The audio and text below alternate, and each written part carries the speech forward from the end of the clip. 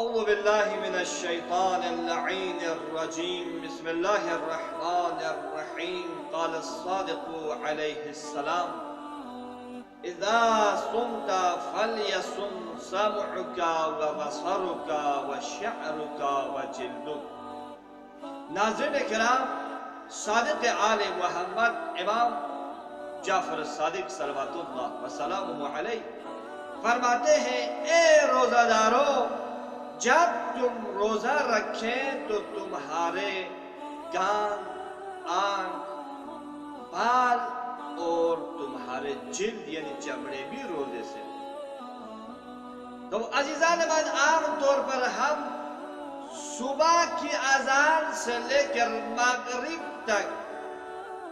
روزے کو باطل کرنے والی چیزوں سے اجتناب کرنے کو روزے سے تعبیر کرتے ہیں. لیکن اس حدیث مبارکہ میں صادق آل محمد فرما رہے ہیں، اے روزہ داروں، اذا صمت فلیصم سمعک وبصرک، جب تم روزہ رکھے تو تمہارے کان اور تمہارے آنکھ بھی روزے سے ہو. تو آج ہم دیکھنا یہ چاہتے ہیں کہ آنکھ کی روزے سے مراد کیا ہے. تو عزیزان من، آنکھ کے روزے سے مراد یہ ہے جن چیزوں کو پروردگار عالم نے ہمیں دیکھنے کی اجازت نہیں دی ہے، ان سے پرہیز کرنے کو آنکھ کے روزے کہا جاتے ہیں. جیسے گندی فلمیں ہیں، نامحرم کی طرف نظر کرنا ہے، ماہ مبارک میں ان چیزوں سے اجتناب کرنا چاہیے، کیونکہ یہ نظر ہے جو انسان کو